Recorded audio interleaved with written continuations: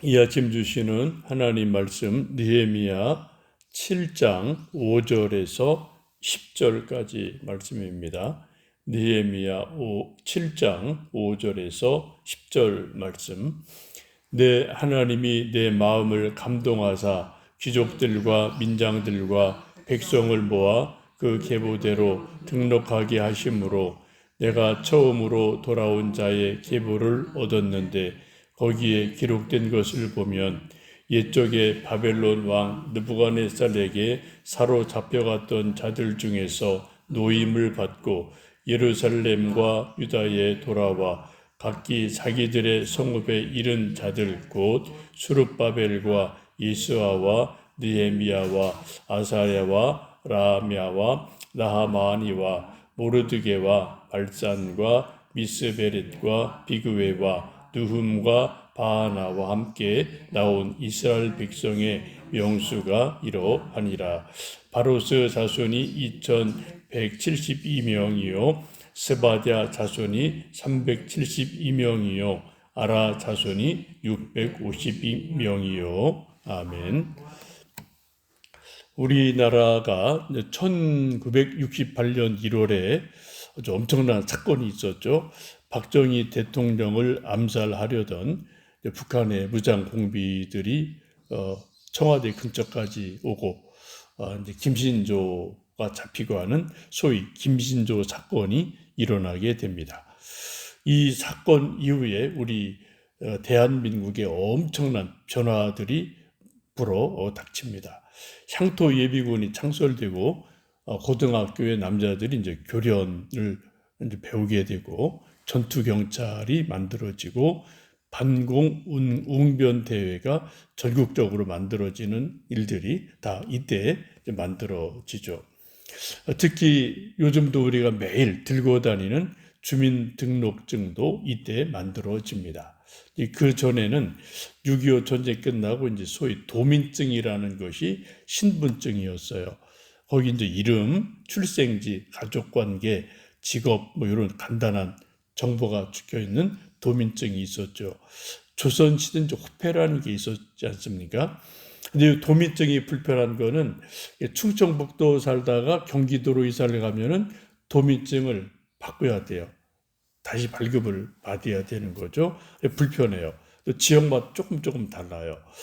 그런 것이 김신조 사건이 터지면서 전국에 다 동일한 이제 스타일이 되고 주민등록 번호가 부여되어져서 우리가 오늘날 쓰고 있는 주민등록증이 만들어지게 됩니다.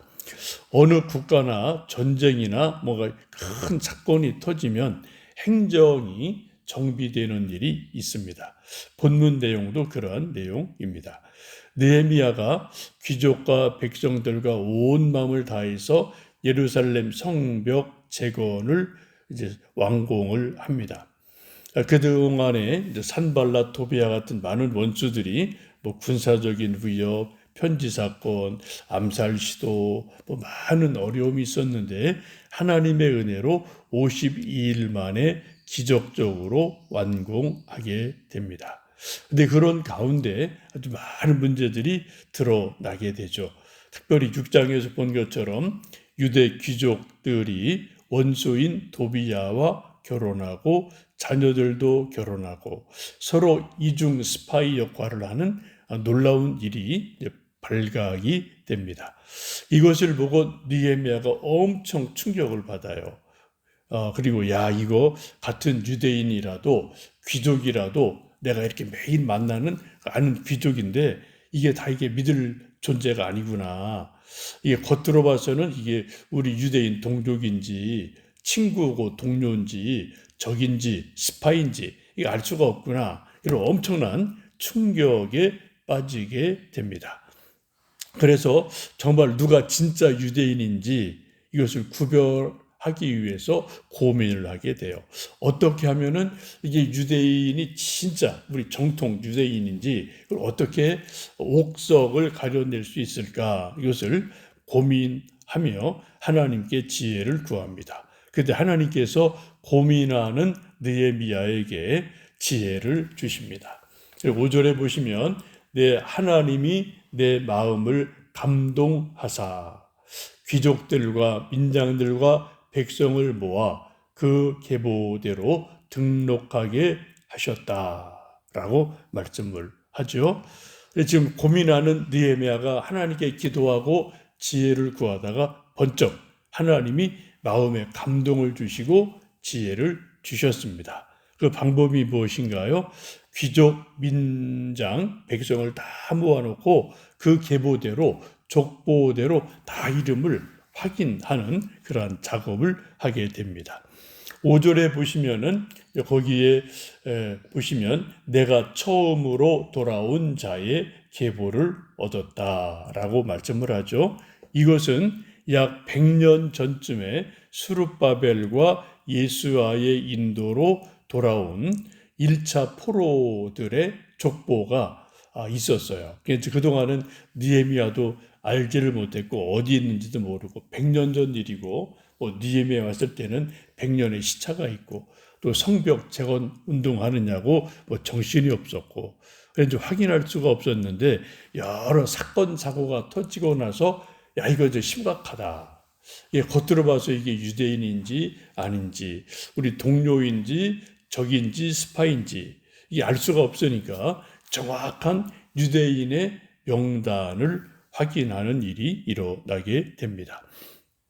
이 명단 이제 쭉 우리가 밑에 본 말씀이 쭉 그런 명단이 나오게 되는데 이 명단은 에스라 2장에도 동일하게 기록되어 있습니다. 그래서 이 한 100여 년 전에 처음 돌아온 수룹바벨, 예수와 이런 사람들과 더불어 돌아온 1차 포로 때에 귀환한 사람들의 명단을 확인을 하게 되는 거죠.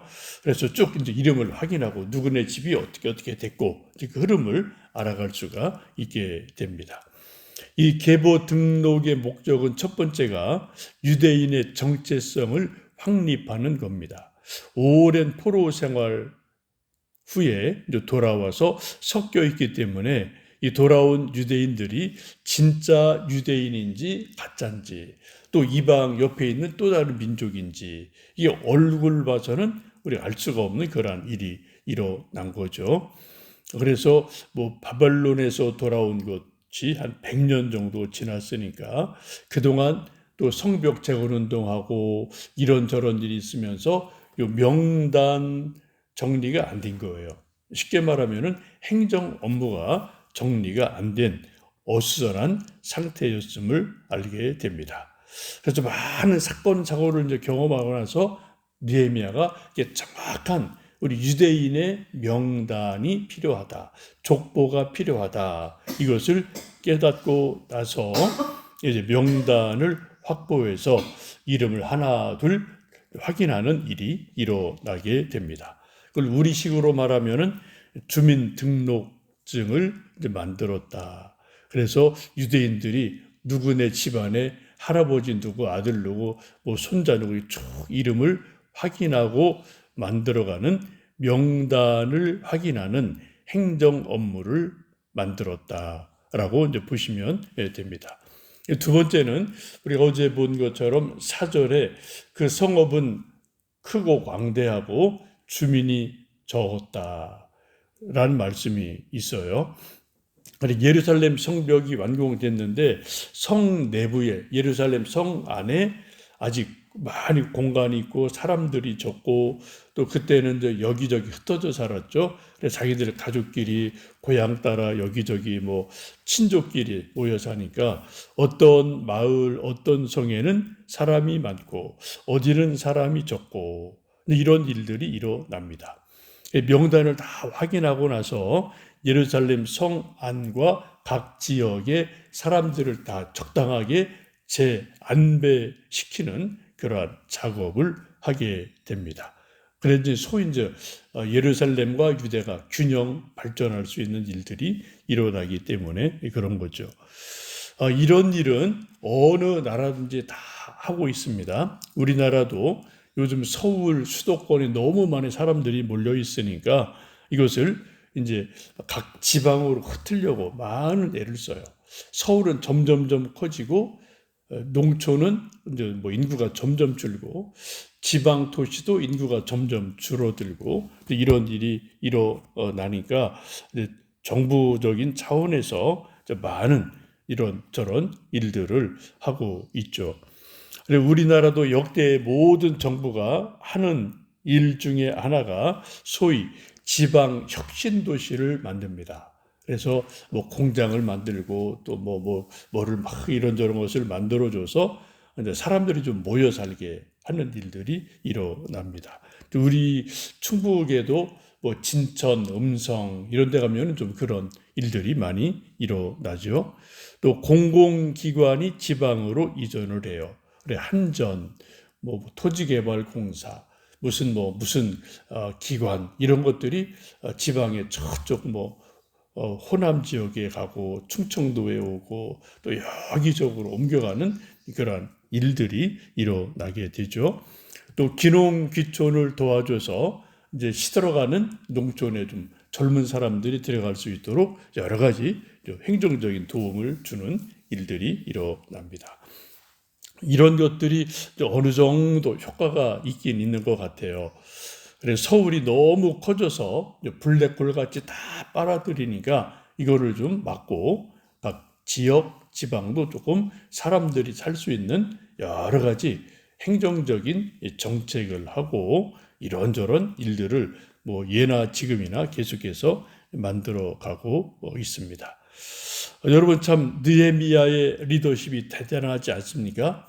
지금 우리나라가 하고 있는 21세기에 하고 있는 이러한 일을 2500년 전에 느헤미야가 이미 한 거예요. 주민등록증을 만들어서 진짜 유대인이 누군지 가짜가 누군지 스파이가 누군지를 식별하기 위해서 명단을 족보를 다 찾아서 확인해서 하나둘 족보를 확인하는 행정 업무를 합니다. 우리식으로 말하면은 주민등록 등본을 만들고 주민등록증을 주는 일을 하게 되죠. 또 지역 균형 발전을 위해서 명단을 확인하고 골고루 배치하는 그러한 대단한 리더십을 발휘하고 있습니다. 우리나라 이제 겨우 하는 건데 2,500년 전에 이런 일을 느헤미야가 벌써 했다. 이것은 참 대단한 일임에 틀림이 없습니다. 여러분, 우리가 읽고 있는 성경에는 우리 모든 인간들의 고민과 궁금증에 대한 답이 다 성경에 있어요. 찾아보면 다 있어요. 모든 답이 다 있습니다. 왜 그럴까요? 성경은 하나님의 말씀이기 때문에 그렇습니다. 하나님의 지혜로운 말씀이기 때문에 우리를 창조하신 하나님의 말씀이기 때문에 우리 인간에 필요한 것들, 인간이 궁금해하는 모든 것들이 성경 속에 다 있어요. 찾으면 다 있습니다. 진짜예요. 또 하나는 성경은 하나 역사적인 기록이고 우리 믿음의 선배들이 실제로 경험한 경험담을 기록한 것입니다. 실제 사례들이 무궁무진하게 많아요. 근데 우리 인간은 거기서 거기에요. 옛날이나 지금이나 과학기술 문명이 조금 발전하고 진보했을 뿐이지 인간의 살아가는 모습이나 생각이나 고민이나 이런 모든 것은 그 본질은 비슷하기 때문에 우리가 조금 해석하는 눈만 가지고 있으면 성경 속에서 우리가 고민하는 모든 것들을 찾아볼 수가 있습니다. 오늘도 우리가 하나님 말씀 성경을 잘 읽고 좀 꼼꼼히 읽고 깊이 읽고 하나님의 지혜를 얻고 믿음을 얻고 또 용기와 능력을 얻어서 세상을 이기며 살아가는 우리 모두 되기를 주님의 이름으로 축복합니다. 살아계신 아버지 하나님 감사합니다. 오늘도 새벽을 깨우며 하나님 앞에 하루를 시작합니다. 느헤미야가 2500년 전에 또 성벽을 재건하고 또 주민등록증을 만들고 지역 균형 발전 위해서 사람들을 배치하고 여러 가지 귀한 행정적인 일들을 합니다. 느헤미야의 놀라운 리더십을 오늘날 우리들도 본받아 알 수 있고 살 수 있게 도와 주옵소서. 성경에는 하나님의 지혜가 있고 하나님의 능력이 있습니다. 우리가 고민하는 많은 인생살이, 또 죄의 문제, 구원의 문제, 경제 문제, 인간관계의 문제, 내가 무엇하며 어떻게 살지에 대한 모든 답들이 하나님 말씀 성경에 있음을 믿습니다. 그래서 성경책을 경건히 읽고 믿음으로 읽어서 우리 인생의 모든 답들을 찾아내고 용기와 지혜와 믿음으로 승리하도록 우리들에게 말씀 충만한 은혜를 더하여 주옵소서. 우리 청주영광교회가 말씀 충만한 교회, 어른들이, 어린 아이들이, 가정이 일터가 충만한 교회와 성도들 되도록 은혜 내려 주옵소서. 예수님의 이름으로 기도하옵나이다. 아멘.